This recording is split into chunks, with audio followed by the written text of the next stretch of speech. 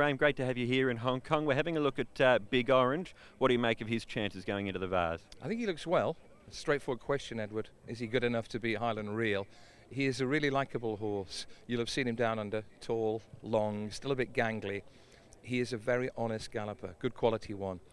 But I don't think he's quite good enough to beat a peak form Highland Reel. Interestingly, both horses like to go forward. Both horses stay very well, so they could be the tactical speed in the race.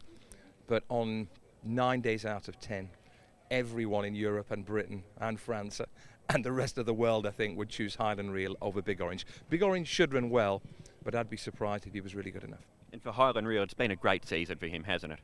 He is the type of horse I adore. He's not the best horse ever to come out of Ballydoyle, but he's certainly one of the most durable, and he's definitely the most cosmopolitan. He has taken, get this, 26 flights in the last 18 months of racing, and they're not short hops either.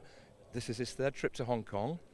He's been to Britain, I think, 3 times, America 3 times. He's been to Dubai.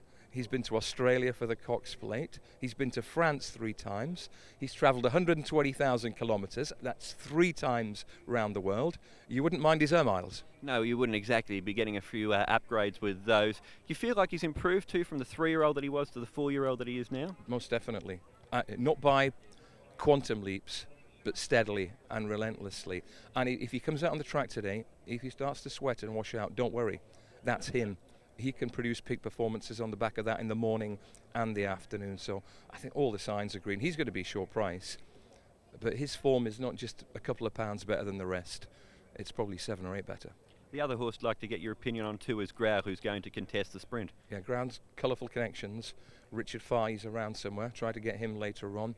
His owner Marwan Kukash isn't here. He'd love it in Hong Kong, Marwan. Grau is interesting because at the end of the season, he was still improving. Not so much that you'd think he's, a favourite for this race, but he's a very strong finisher. If they go 1,000 miles an hour, so much the better for him.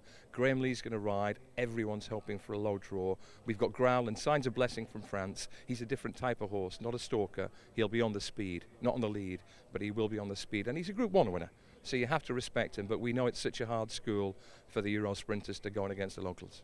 And just for yourself too, being here in Hong Kong for this week, how are you enjoying it all? One word, tourist. I've been to 15 Breeders' Cups, 20 odd arcs. This is something different. 6,000 miles away from home. It might as well be a different planet. It's so intense, incredibly well organised, well structured, and it's building beautifully.